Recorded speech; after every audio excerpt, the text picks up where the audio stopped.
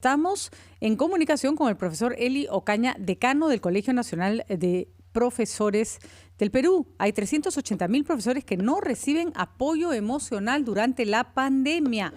Y, por supuesto, hay que preguntar cómo se está haciendo para en realidad apoyar una labor que se ha vuelto sumamente dura y estresante. Profesor Ocaña, ¿cómo está? Gracias por acompañarnos esta mañana. Muchas gracias, Patricia. Muy agradecido por esta entrevista. Bueno, van más de 6 meses en que los profesores están haciendo una labor titánica y se ha reconocido el esfuerzo. Sin embargo, cada vez son más preocupantes las noticias de chicos que desertan, obviamente, del colegio porque no tienen la manera de continuar con sus estudios, no tienen conectividad. Y me imagino que por el lado de los profesores la cosa también se está complicando. Profesor Ocaña, cuéntenos un poquito cuál es la situación. ¿A qué se refiere cuando se reclama que no hay apoyo emocional para ellos?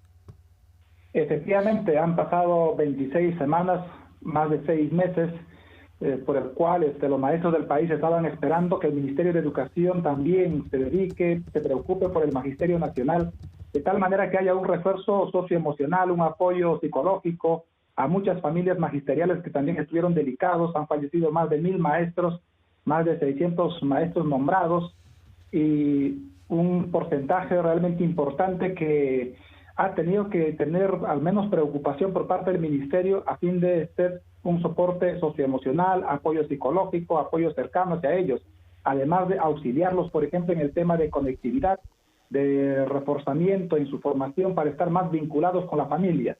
Eso no está ocurriendo, no ha ocurrido. Actualmente, por ejemplo, se dijo que iban a llegar las tabletas para el mes de octubre, ya estamos prácticamente casi octubre, no tenemos noticias de ella. El tema de conectividad que se está hablando en estos momentos es seriamente grave en el país. Un alto porcentaje de estudiantes no se conectan a través de ese medio sencillamente porque los padres de familia no cuentan con los recursos suficientes para pagar este servicio y además que este servicio también en muchos sectores del país es pésimo o sencillamente no existe. ¿Eso en qué influye? Influye a que el docente no pueda cumplir adecuadamente su labor, los estudiantes no sean eficaces, eficientes al momento de desarrollar las actividades como el acompañamiento, la retroalimentación en el proceso de su aprendizaje, y eso pone en riesgo realmente a sus aprendizajes durante el año. El Ministerio de Educación reconoció que inicialmente estaban conectados un 94% y actualmente indican que solo el 90%. Lo que ocurre en realidad, Patricia, es que las cifras estadísticas son engañosas, porque tras esas cifras estadísticas está lo que ustedes están comentando: altos bolsones de población sin conectividad, altos bolsones de la familia sin que sus hijos puedan acceder de manera sincrónica a esta atención. Por ejemplo, la atención por radio y televisión, siendo importante, no te vincula al docente y al alumno porque sencillamente no hay conectividad. Y esos son los problemas reales que existen. Cuando hablamos de falta de conectividad, me imagino que hay dos aspectos. El simplemente no tener acceso a ninguna red, lo cual es lo más complicado, y las personas que simplemente ya no tienen dinero para seguir pagando un internet. Se prometió de parte del Estado, ayer nos ha explicado un representante del Ministerio de Educación, que ahora sí se van a dar un bolsón, digamos, de gigas gratuitos para que se puedan recargar celulares para el uso del WhatsApp. ¿Esto facilitaría la labor de los docentes? ¿Cuánto necesitan apoyo en ese sentido? En realidad ayudaría bastante. Sin embargo, se ha esperado tanto desde el anuncio que se hizo la primera semana de agosto hasta ahora. Han pasado 2 meses. Lo que el Ministerio nos está mostrando siempre es no ser oportuno ni eficiente en el momento de ejecutar las decisiones políticas. Eso es uno. En segundo lugar, si bien es cierto, al momento casi el 92%, según algunas estadísticas, de maestros del Perú ya tienen contratado el servicio de telefonía. Están comprometidos con algún servidor de telefonía o algún operador. De tal manera que al momento lo que está ocurriendo es que sencillamente al incrementarte las megas y para WhatsApp no es ninguna ayuda, porque muchos docentes inclusive tienen contratado internet fijo en domicilio y entonces es con ella con que trabajan. Y entonces, ¿cómo se resuelve este tema? Lo que podría haber es que incluso el Ministerio de Educación hizo un seguimiento. Lo que podría hacer es ayudar en el pago de esos servicios de telefonía, y en buena cuenta eso sería la ayuda más efectiva, porque de lo contrario sencillamente va a generar ingresos al operador, más no un apoyo real al docente.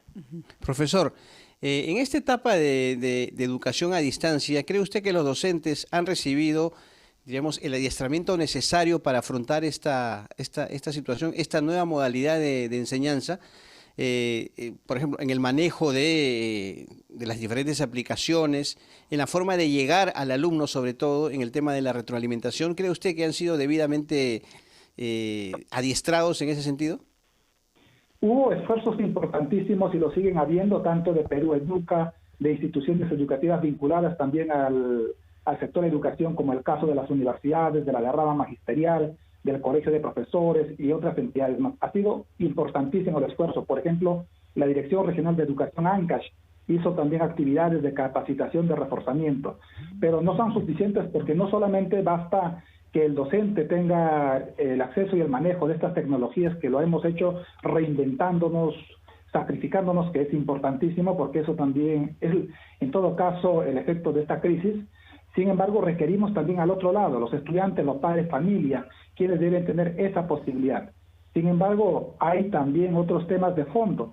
Por ejemplo, hay importantes regiones del país que no tienen la conectividad de banda ancha suficiente para poder trabajar con eficiencia en estos temas. De tal manera que estamos hablando que un promedio del 62% de la población peruana no tiene acceso con facilidades, y eso genera las propias dificultades.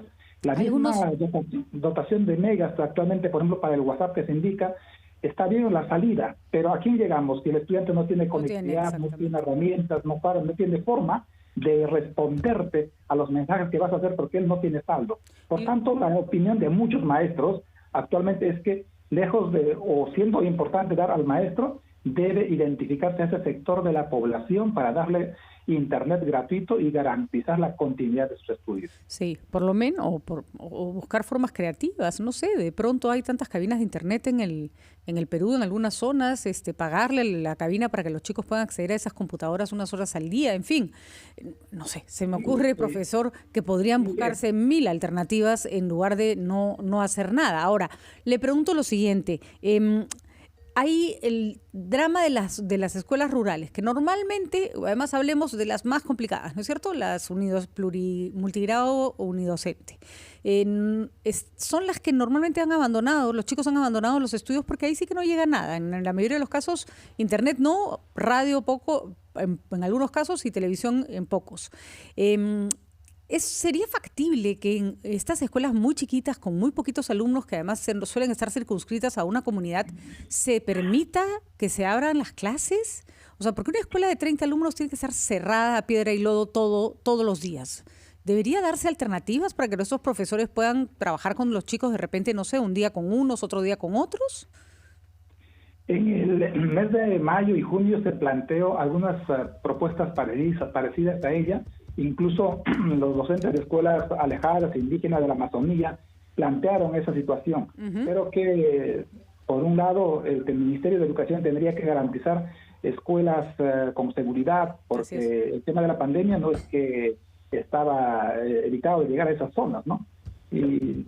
Pero no hubo, se propuso una alternativa. El Ministerio de Educación emitió una resolución viceministerial para orientar ese reinicio.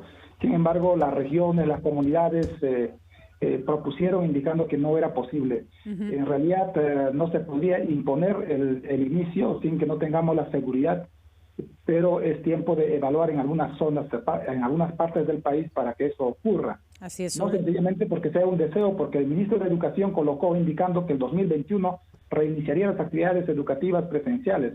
Sin embargo, estábamos dejando de discutir los problemas de hoy, la falta de conectividad, falta de presupuesto, esos temas que son básicos ahora, ¿no? Son básicos porque además probablemente, aunque se inicien las clases presenciales, el próximo año van a seguir necesitándose todas estas herramientas. Profesor Ocaña, suerte con los pedidos, con los reclamos que son justos, y esperemos que el gobierno en verdad los escuche para que mejore la educación de los chicos, que ya está bastante complicada. Muy buenos días, le agradecemos haber estado con nosotros esta mañana en RPP. Son las 6:48 de la mañana, perdón.